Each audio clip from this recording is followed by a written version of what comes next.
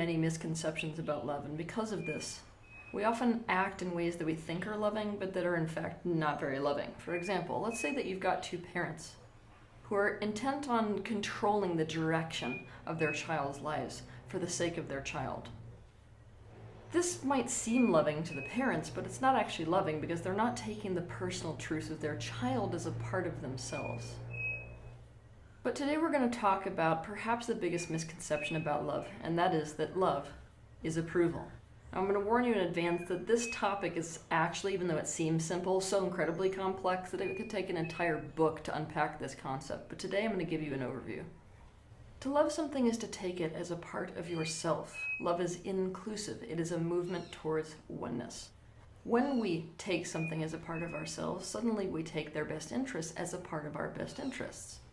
And their pain becomes a part of our pain, and their joy becomes a part of our joy. When we experience chronic disapproval and criticism in our childhood to the degree that we feel rejected by one or both of our parents, and or our siblings, and or our peers, we begin to develop trauma around the feeling of disapproval and critique. This experience feels the opposite of being wanted and accepted and received. It feels like being pushed away instead of being pulled in. It feels like we're being disrespected, and we sink into shame. And so we begin to develop the idea that if someone loves us, they will approve of everything about us, including what we do. And since we can't get actual love, we go for the next best thing: approval. To approve of something is essentially to have a positive opinion about something, and this naturally leads to an agreement, an allowance, and an acceptance of that thing. Essentially, you can boil down the concept of approval to no objections. At face value, this seems like a good thing to do. It seems like a non-resistant thing to do. However, approval is not non-resistant in all scenarios, and it's not loving in all scenarios. Do you remember how I said that to love something is to take it as a part of yourself? When you do this, their best interests are a part of your best interests, and their joy is a part of your joy, and their pain is a part of your pain. Can you now be in alignment and approve of something that hurts them and is not in their best interests? Here's the reality. You can approve or disapprove of something without loving something. And you can disapprove or approve of something because you love something. Approval and love are two different things. They can exist together and they can exist separately. Let me put you in some situations where approval is not loving. Someone decides to shoot up with heroin. In the name of acceptance and approval, you prep their needle for them. This one's pretty self-explanatory. A woman you know has a belief that is making it impossible for her to change her relationship patterns, such as men who are attracted to me are insane. You can clearly see that the reason she can't find relationships that work is because she is attracted to unstable men that remind her of her father. You can see she's still trying to get love from him vicariously, but in the name of approving of her and therefore validating her thoughts, you validate that belief for her and agree with it. As a result, she continues to make it more and more about the men in her life and ends up a spinster, despite really wanting a relationship. A man has a goal of publishing his novel. An editor gets a hold of this script and doesn't really want to make this man feel bad in any way. He wants to actually approve of everything that he's done. So as a result, he doesn't correct that grammar. He doesn't tell the man that there's a run-on sentence. He doesn't tell him that a section has to be taken out because it slows down the story, and as a result, he actually causes this person to fail to find a publisher. A sous chef works in an upscale restaurant. He aspires to be an executive chef one day. He prepares the bechamel sauce in a way that it becomes lumpy. When the executive chef samples it, not wanting to make the sous chef feel criticized, he says, "Good job, I like the color of it." Said no executive chef ever. A friend of yours is about to get married. What she wants more than anything is an exclusive, committed partnership. And you walk in on her fiancé having sex with another woman. And you don't object to her marrying him. Someone is beating their kid. You can see that they need to be unconditionally loved, and you think part of that's approval. So you don't do anything to object to the beatings. As a result, the kid just keeps getting beaten, and this person ends up in jail. Your spouse wants to have an open relationship. You agree despite the fact that it's the opposite of what you want, because they say that they can't handle being judged negatively for their desires and needs anymore. They need your approval of their true needs, even if it is to your detriment. We could consider these examples the shadow form of approval, holding a positive opinion that leads to an allowance of, acceptance of, or agreement with what does not benefit someone. This is resistance, in fact. It is resistance to including something as a part of yourself to the degree that you align with the well-being of that thing, or resistance to aligning with your desires / well-being. If you are somebody who equates approval with love to the degree that you desperately need approval, it's very easy for you to find yourself into relationships that are based off of approval no matter what. Essentially, everything is approved of and agreed to regardless of whether it is in one or both person's best interests. This is especially true if, for you, self-esteem and feeling other people's respect is dependent upon them approving of you. This becomes a relationship where either one or both people are out of alignment with their actual desires and actual best interests. And essentially the motto in the relationship that you feel good in is let me be free to do whatever I want and approve of everything I think, say, and do, and I'll do the same for you. Now, if you're a person who relates to this, what happens when somebody expresses any disapproval of anything related to you is that you automatically feel like it's an obligation because of the consequence, emotionally or otherwise, of not doing so, to immediately mold yourself to shape to whatever their expectation or their idea of good is, whatever would get you approval. This makes you feel like you're losing yourself, this makes you feel like you're conditionally loved, and this makes you feel like you're being controlled. For you, when somebody is approving of you, however you are, it's the only time you feel free. It's the only time you feel like you're not trying to mold yourself to fit or conform to somebody else's, let's call it idea of well-being.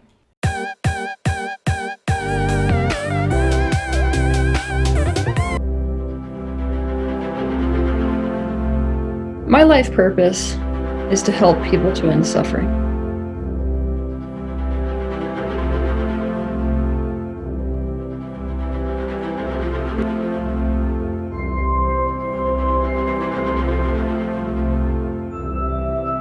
I have actually great faith that the Japanese public is capable of making this shift and being one of the first to do so, in fact.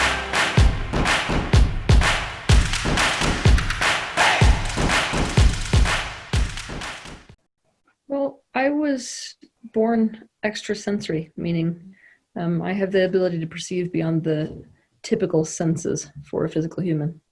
私は超感覚能力を持って生まれました。つまり、通常の人間を超えた感覚を持っていたということです。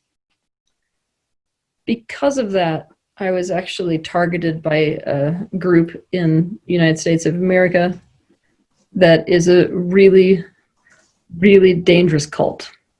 しかし、その能力のせいで、アメリカの非常に危険なカルトグループに狙われてしまいました。With that group, I was ritually tortured for 13 years. そしてそのグループと一緒にいて、文字通り13年間苦しめられて、拷問のような思いをしました。And because of that, I wanted nothing to do with spirituality at all. I became a professional athlete, actually. ですからもうスピリチュアルなものとは金輪際関係したくないと思い、プロのアスリートになりました。But when my son was born, I came to this point where I couldn't really be okay in the world denying who I am. しかし、息子が生まれた後、これ以上自分を偽って生きるということはできないという境地に達しました。Because I had a lot of answers about the universe at large, and I had a lot of answers about how to overcome suffering. 宇宙に関していろんな答えを得ていたし、苦しみを乗り越える方法についても答えを得ていました。I think if it had just been about me having all of the abilities, I would have had a lot of spiritual information, but no way to link it to human life. で、いろんな能力を持っているだけでは、スピリチュアルな情報はあっても、それを人間の生活とリンクさせることはできなかったでしょう。And experiencing the degree of pain that I did in my life made it so that it's like I'm able to connect the spiritual information with people on the most practical human level. しかし、大変な苦しみを味わいましたので、それでスピリチュアルな情報を積極的に人生に生かす、人間的な面に生かすということができるようになりました。So if you want to sum up what it is that I do exactly, I consider myself an expert on human suffering.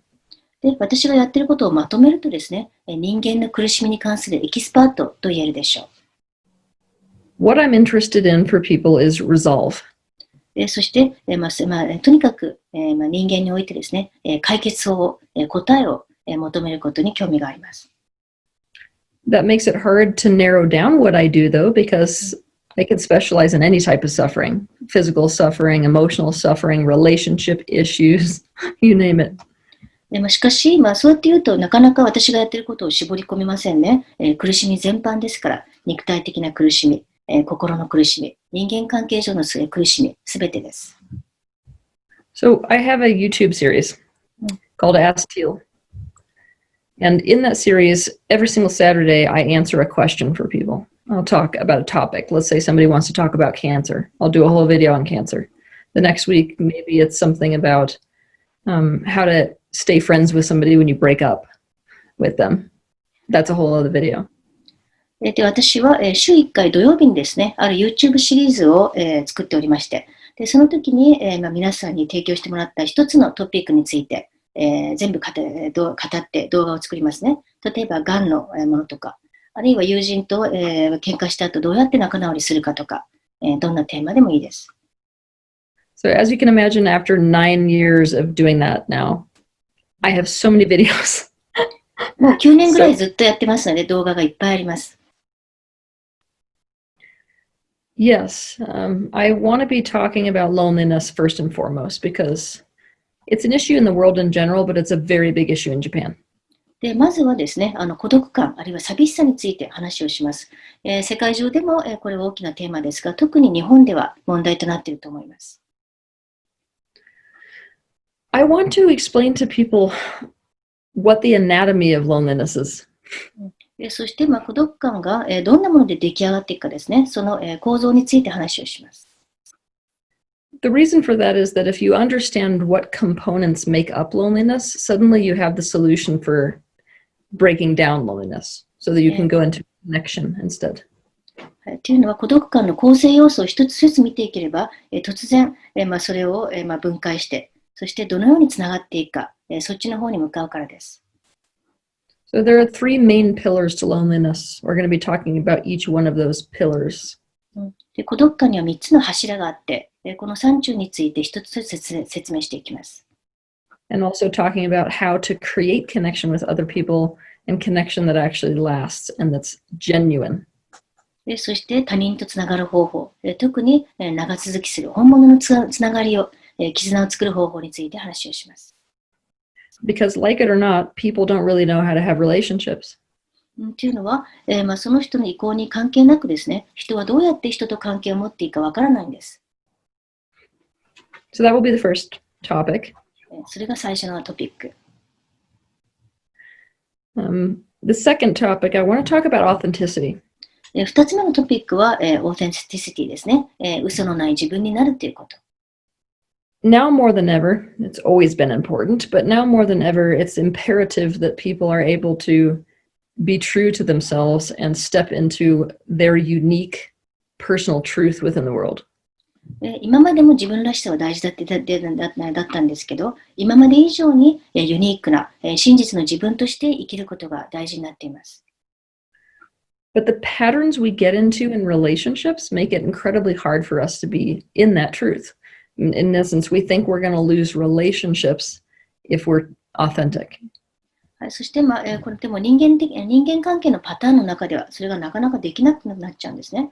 本当の自分を出してしまったら、関係が壊れてしまうんじゃないかと思ったりします。So I want to help people with some tools for how to get to that authenticity and how to work authenticity so that they are actually in their purpose and in their truth and going in the direction of what they desire. なので、自分らしく嘘のない自分として生きるためにいろんなツールを授けたいと思いますね。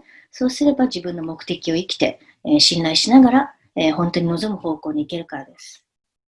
This is also a topic I've selected specifically for the Japanese demographic. でこれは、日本人のですね、日本の社会的状況を見ても、このトピックを選ばせてもらいました。Because when I'm looking from a broader perspective at the culture, Japanese culture, right? というのは、日本の文化をもっと幅広い視点で見たからです。There are a great many values that are regarded as higher than authenticity, things like duty to family. でそうすると、例えば日本には、家族への義務とか義理とか、そういったですね、自分らしさではない、価値観があったりします。There are many examples, but duty is only one of them. I'm picking out several, but it makes it very hard for somebody to know how to balance all of their different values because they seem to compete. その今出した義務感っていうのはほんの一つの例ですが、他にもいっぱいありますが、とにかくですね、こうしたものがあるせいで、いろんな価値観が競合し合ってしまいます。Meaning if you care about your parents being happy, but at the same time you know that it would make you happy to do something that wouldn't make them happy for you to do, a person gets into a conundrum. 例えば、親には喜んでほしいんですけど、でも親を喜ばせると自分が幸せになれないっていう、そう思ったら自分の中で葛藤が起きますね。So then the third topic that we're going to be talking about is trust and also self-trust. So the whole concept around trust, which is the most important element to human relationships. そして3つ目のトピックは信頼、そして自分への信頼ですね。っていうのは、信頼っていうのは、人間関係で最も重要な部分だからです。But most people don't know what trust really is, and they don't know how to create it. でもほとんどの人が信頼とは何なのか分かってないし、信頼関係を作り出す方法も知りません。I have also selected this particular topic for the Japanese demographic. これもですね、日本の社会的状況を見て、このトピックを選ばせてもらいました。Because there's a high degree of social pressure. というのは、社会的な圧力が非常に強いように感じるからです。And it's my belief that by making people aware of what really creates trust and helping them to create that in their relationships, that a lot of that social pressure that is felt will begin to ease. なので、自分を信頼し、また人間関係の中で信頼を築き上げれば、この社会的な圧力が随分緩和すると思います。So we're going to start with those topics, but what will happen is naturally I will start a conversation around these topics, and that's going to bring up questions for people. まずは、今言ったトピックから始めますが、話しているうちにいろんな疑問が人々の中に湧いてくると思います。So then my intention is by these topics being brought up and then other people having questions around them, I can get an interaction going where we drive the awareness and the knowledge deeper and deeper and deeper. なので、まずはトピックを切り口としていろんな質問や疑問が出てきて、でこれによってインタラクティブに交流しながらもっともっと深いところに入っていきます。Depends what level you're looking at. どのレベルから見るかによりますが、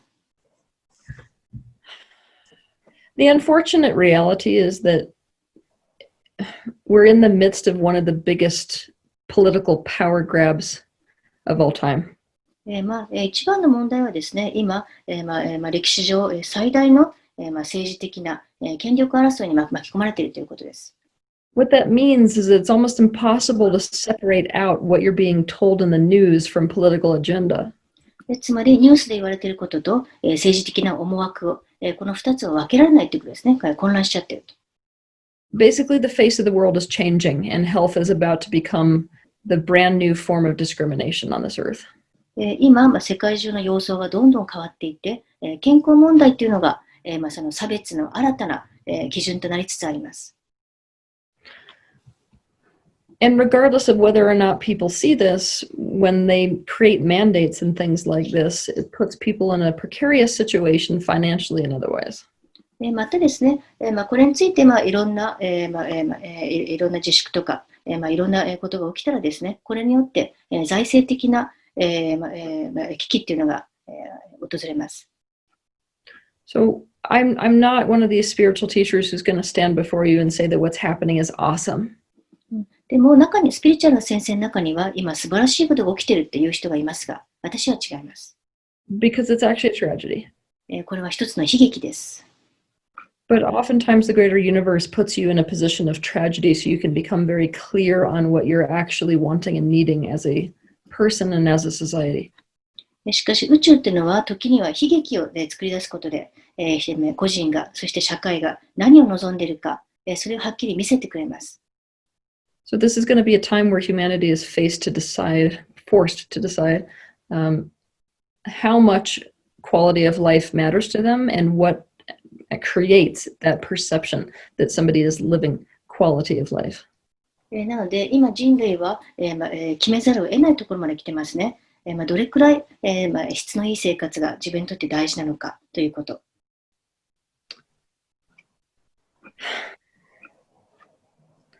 I did a whole video on COVID. コロナについては私も一つの動画を作り上げたことです。Yeah. My life purpose is to help people to end suffering. で私の人生の目的は、苦しみを、人々が苦しみを終えることを、手助けすることです。I define suffering as different pain. 苦しみは痛みとは違うものだと私は思っています。Pain is an indication that there is resistance present within the being.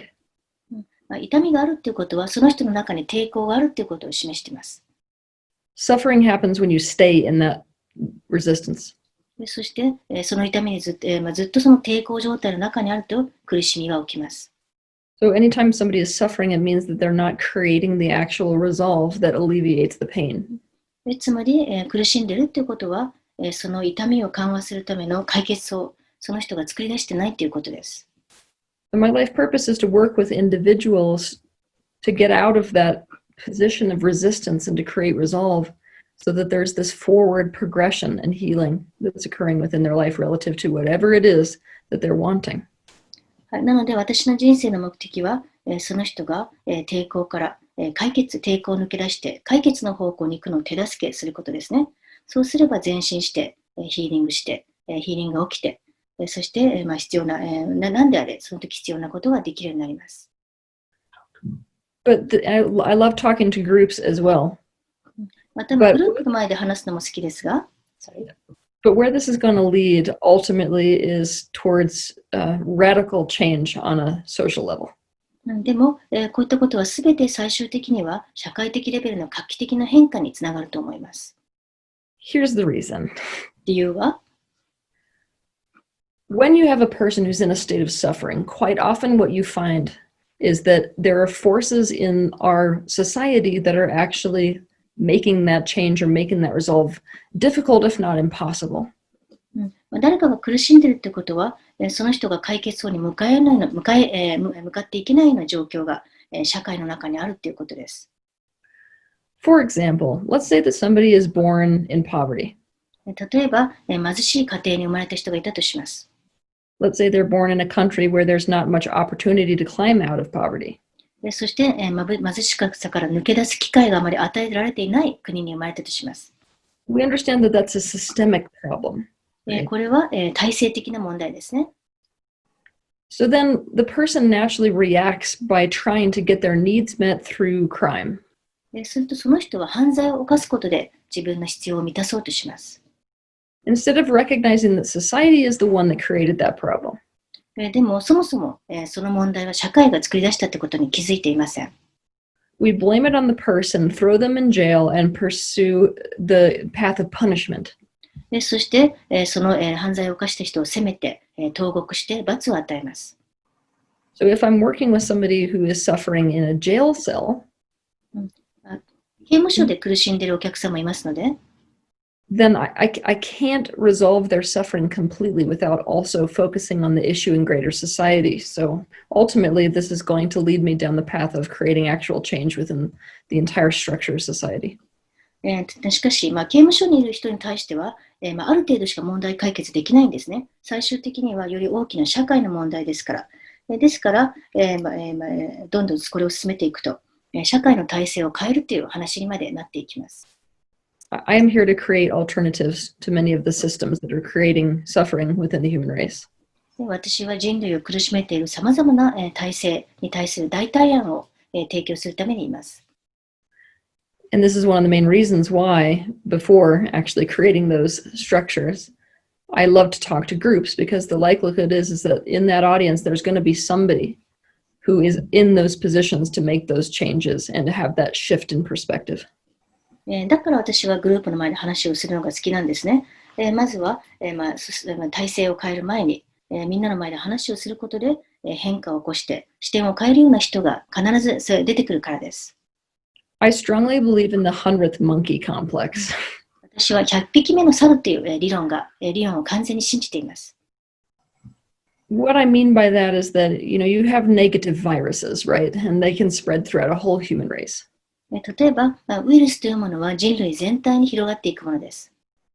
But new thought has the capacity to do the exact same thing. でも新しい考え方も、全く同じ働きを持っているんですね。If you change this person's mind, they change that person's mind, and this person's mind, and that person's mind, and pretty soon there's this tipping point where that new idea becomes adopted by the whole of society, and we are at a point where we must do that. ある人が、一人の考えが変わったら別の人の考えが変わり、そうやってどんどんある意味で伝染していって、である時臨界点に達するんですね。でこの時、社会全体が変わるっていう可能性が出てきます。Oh God, what do I think of Japanese people? Okay, so I have a particular affinity for the Japanese people. 日本人に関しては、特にですね、親近感を感じています。I feel like I could write a book on each person that I meet, much less each culture or group of people. 自分が会う、一人一人の人間についても一冊の本が書けるぐらいで、文化に関してもそうですね。To generalize, I find Japanese to be incredibly dedicated people. しかし、一般的に言うと、日本人は非常に熱心な人々だと言います。一生懸命やる人々。And some of the best students I've ever had. 賢明な人々、そして生徒さんとしても最高レベルに入ります。I have actually great faith that the Japanese public is capable of making this shift and being one of the first to do so, in fact. また日本の社会は私が今言っていた変化を最初に起こす力を持っていると私は信じています。Meaning the shift into conscious awareness. つまりより意識的に生きるというシフトですね。But what I feel is this great calling within Japan to revolutionize relationships. そして、日本ではですね、特に人間関係を革新的に変えるべきだという動きが今来ていると思います。Most people like my advice, by the way, for what's going wrong instead of right. ちなみにですね、何がうまくいってるかっていうよりも、うまくいってない部分について私の助言を求めたがる人がいっぱいいます。You can think of it like visiting an energetic doctor, if you will. エネルギー的なお医者さんっていう感じでしょうかね。And the overwhelming theme for what is causing pain in Japan is relationship pressure, social pressure. そして日本で最も痛みを引き起こしている、一番の理由は、人間関係ですね。そして社会的な圧力。Expectations. また、いろんな期待、社会の期待。The fear that you're going to lose every relationship you have or let people down if you do anything that is wrong. そして、人々、人間関係を失ったりですね、人々をがっかりさせるんじゃないかっていう、思いがあります。Which creates a perception of both lack of freedom and suppression. こうすると、自由がなくて抑圧されているっていう感覚を得てしまいます。The emotional suppression of the Japanese people is the primary thing which needs to be changed. 日本の人々の中で最も変えるべき一番の問題は、心の抑圧、感情の抑圧です。Earlier on this call, we were talking about earthquakes. この前に地震についてみんなで話をしてたんですが、From a non-physical perspective, an earthquake is like a seizure that the earth is having. で非物質的な観点からすると、ある、地震というのは、地球が発作を起こしているようなものなんですね。So you have to ask the question, why is Tokyo such a hot spot for earthquakes? じゃあなぜ東京は地震のホットスポットなのかという問いかけをしてみましょう。Why are the Japanese people a match to being in a place where there are so many earthquakes? そしてなぜ日本人は、地震がたくさんある土地に、住むような、そういう相性なのかと。